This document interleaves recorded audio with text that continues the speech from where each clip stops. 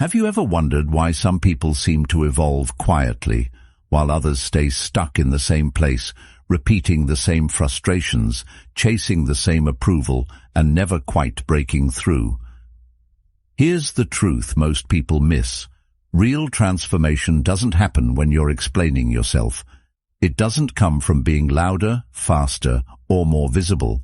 It happens in silence, in the moments no one sees, the early mornings, the disciplined decisions, the quiet work that rewires you from the inside out.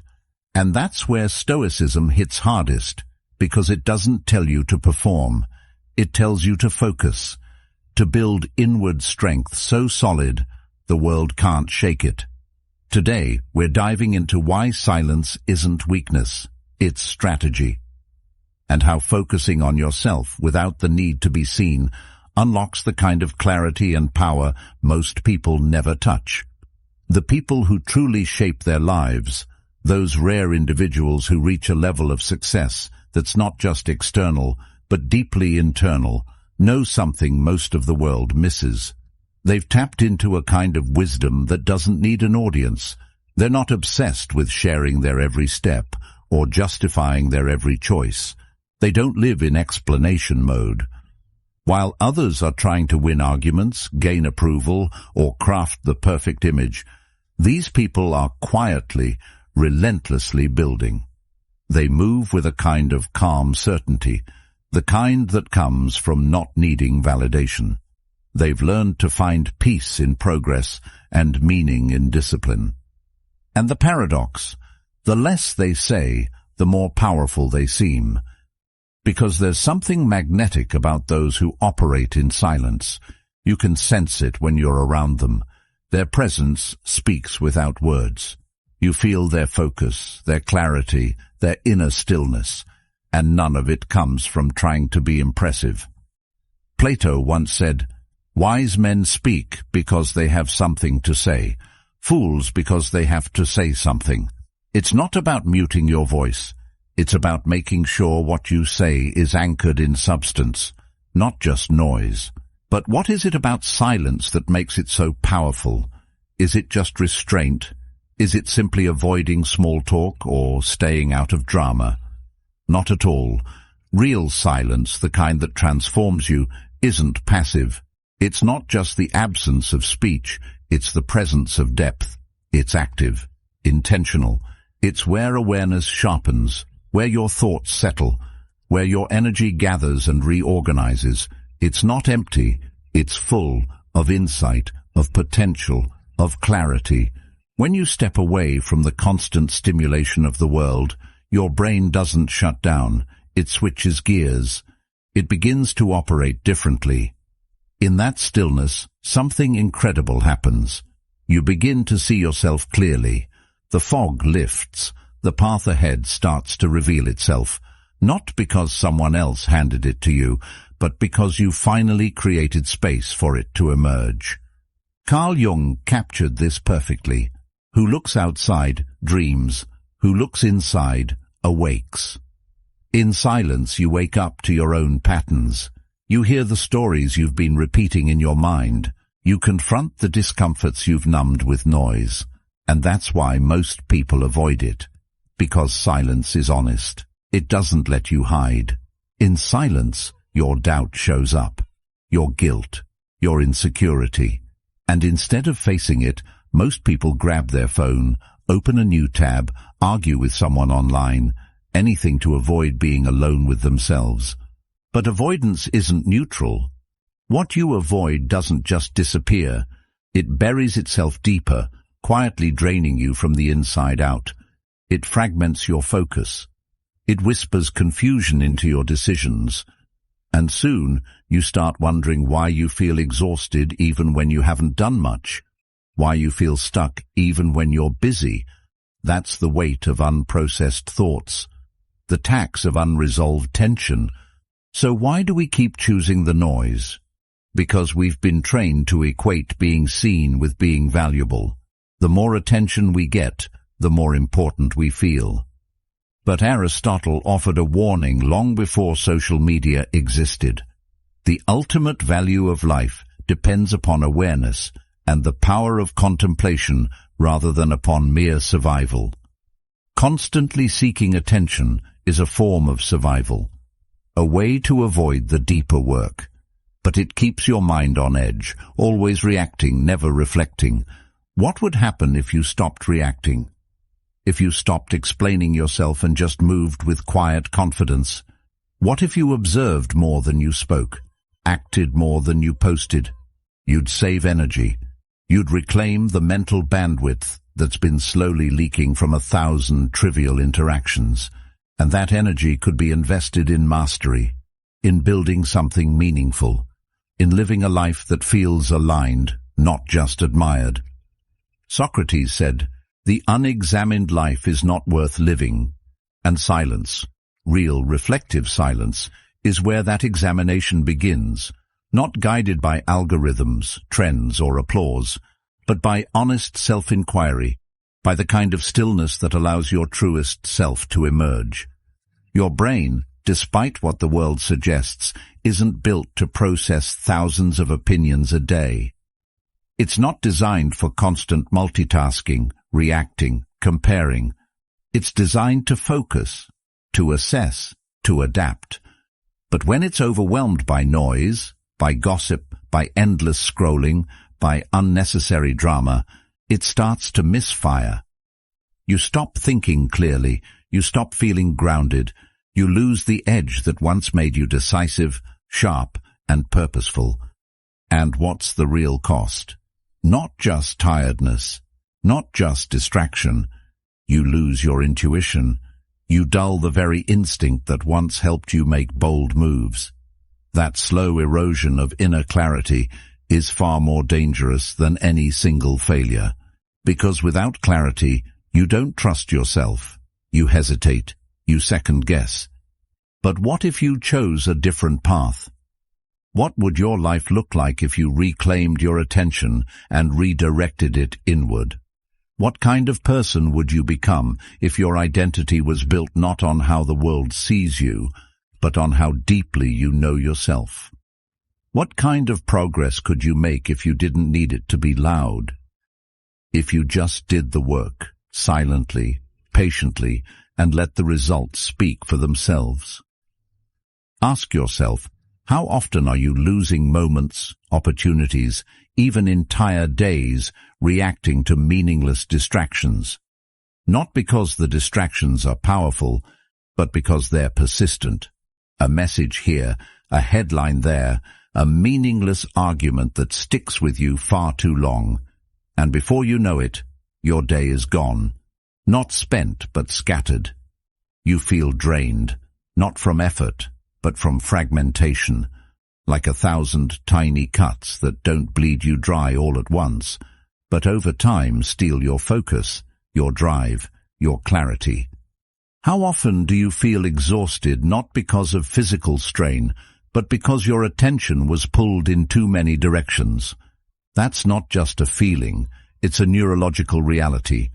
Your brain, specifically your prefrontal cortex, is wired for deliberate thought, for concentration, for vision.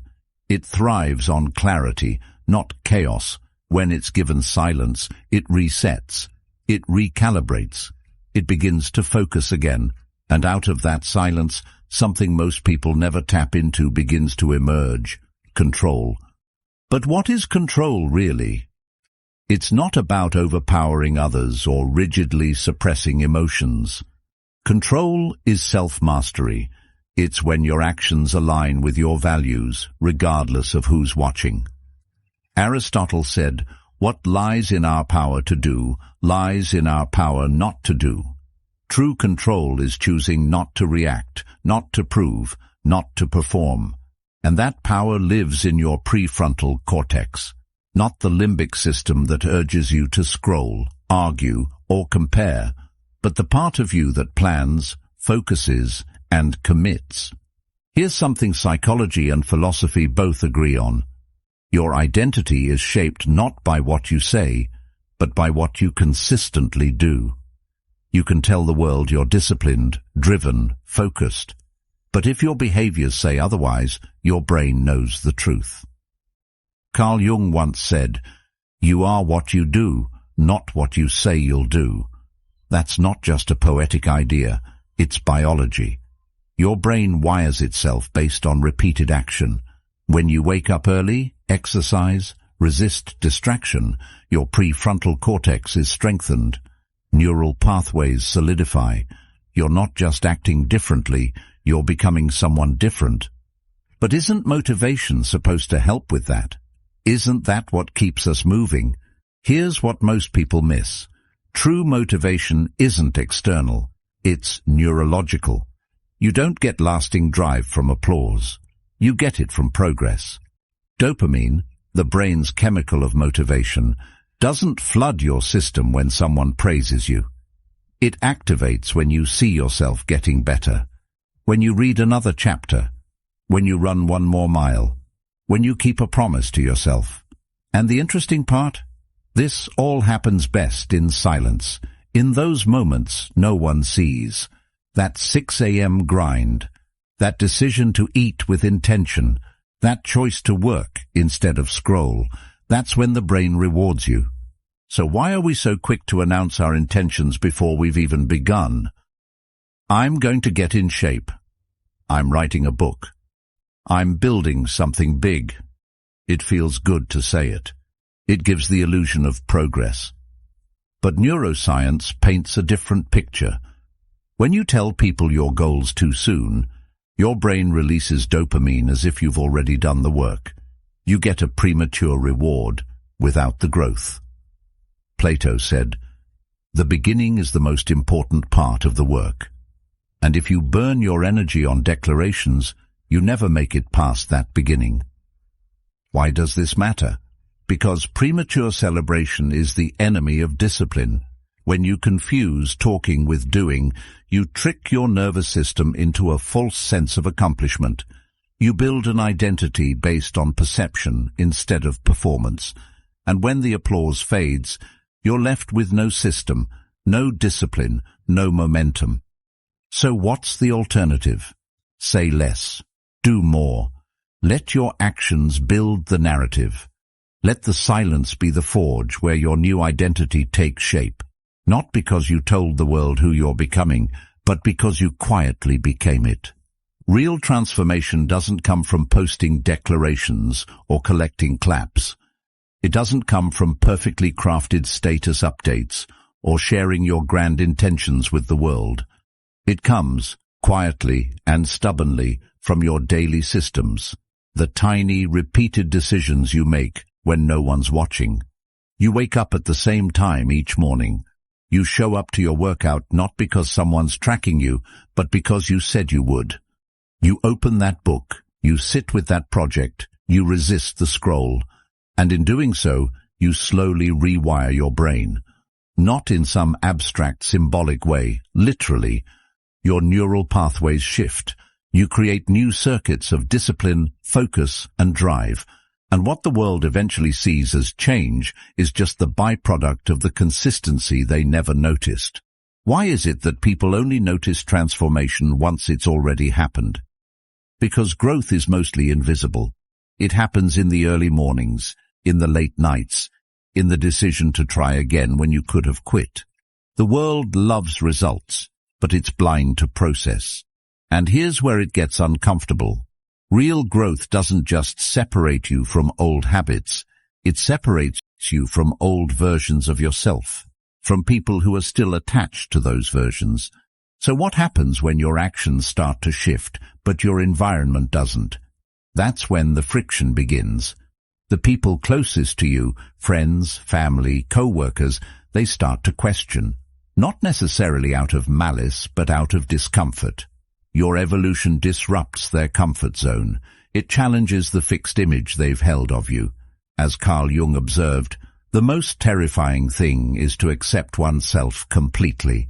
And by stepping into a new self, you're forcing others to reconsider who you are, and maybe who they are too. Can you handle that? Can you remain silent in the face of confusion, criticism, or even mockery? Can you walk your path without needing applause for each step? Because if you can, something rare and powerful happens. You stop needing permission. You stop waiting to be understood. And in doing so, you become internally untouchable. You develop a kind of resilience that isn't reactive, it's rooted. Not because you never feel doubt, but because you've trained yourself to keep moving forward in the silence, despite it. This is what Stoic philosophers meant by strength of character. Marcus Aurelius wrote, "Waste no more time arguing what a good man should be one." There's no need to advertise who you're becoming. No need to justify your standards or narrate your discipline. Just be it. Quietly. Consistently. Look back through history and you'll see a pattern. The people who left a lasting impact didn't waste their energy explaining every move. They focused on execution, on becoming, on delivering. Think about it. Lions don't announce their presence in the jungle. They stalk in silence, focused, lethal, patient. Surgeons don't yell during an operation. They move precisely, attentively, every gesture deliberate. Their silence isn't absence, it's presence. Complete, focused, immersive presence. So what if your silence isn't a void but a signal? What if it's not a lack of expression, but the highest form of discipline? The kind that doesn't beg to be seen because it already knows its value. The kind that doesn't chase applause because its reward is the quiet momentum building beneath the surface. That's the kind of silence that transforms. That's the kind that eventually speaks so loudly, no words are needed at all. And the question is, are you willing to become that person, even if no one claps? Attention isn't just focus. It's energy, real biological energy. And like any form of energy, it runs out. You only get so much of it in a day. Your brain runs on neurotransmitters like norepinephrine and acetylcholine, the chemicals that fuel your ability to concentrate, plan, and act with purpose. But they're not limitless. Every time you check your phone for no reason, every time you open 5 tabs and don't commit to one, every time you argue just to prove a point, you're spending that energy. Little by little, distraction robs you of the mental clarity you could have invested in building something real, something that matters. How often do we give away our best hours to things that don't feed us, that don't challenge us, grow us, or move us forward? It's almost automatic. But what if you chose silence instead? What if, in a moment of temptation, you paused, not out of avoidance, but as an act of power? That pause is everything, because when you choose silence, you're choosing clarity. You give your brain the breathing room it desperately needs to start operating from a place of strategy instead of stress. You allow your mind's deeper layers, those responsible for long-term thinking, creativity, and identity formation, to step in and lead. And here's the irony. Silence may look still from the outside, but internally, it's anything but. It's alive. It's dynamic. It's a battleground of thought and emotion. Sitting in silence isn't passive. It's an act of courage. Why? Because silence forces you to face what most of us spend our lives avoiding: ourselves, our doubts, our unprocessed pain, the stories we've been telling ourselves for years but never questioned. Carl Jung understood this deeply. He wrote, "Until you make the unconscious conscious, it will direct your life, and you will call it fate." In silence, the unconscious begins to rise. All the things you've buried under distractions come to the surface, and when they do, you have a choice. You can either numb them again or engage with them. That engagement is where real growth begins. It's where emotional fortitude is built. So how do you train that fortitude? How do you build a nervous system that doesn't panic at discomfort but responds with precision? By staying in the silence a little longer than is comfortable. Each time you resist the urge to reply impulsively, to defend your ego, or to chase a quick hit of approval, you're rewiring your brain. You're teaching it to choose purpose over performance. Socrates once said, "The greatest way to live with honor in this world is to be what we pretend to be." And every time you choose silence over reaction, you take a step closer to that. You start becoming the version of yourself that doesn't just talk about growth, but lives it. Not for the sake of appearances, but because it's who you are choosing to become when no one's watching. And let's not pretend it's easy. This internal training is messy. Some days it feels like progress, others like regression, but over time, the architecture of your mind begins to shift. The space between stimulus and response grows. The craving for recognition fades. What replaces it is a quiet confidence, a deeper knowing, the kind that doesn't need to announce itself because it's rooted in something far stronger than validation. It's rooted in self-respect. Imagine waking up and knowing, truly knowing, what you're building, who you're becoming, and why you're doing it. No noise in your mind pulling you toward comparison. No obsession with being understood. Just clarity. A deep, grounded sense of direction that doesn't depend on whether anyone else sees it or approves of it.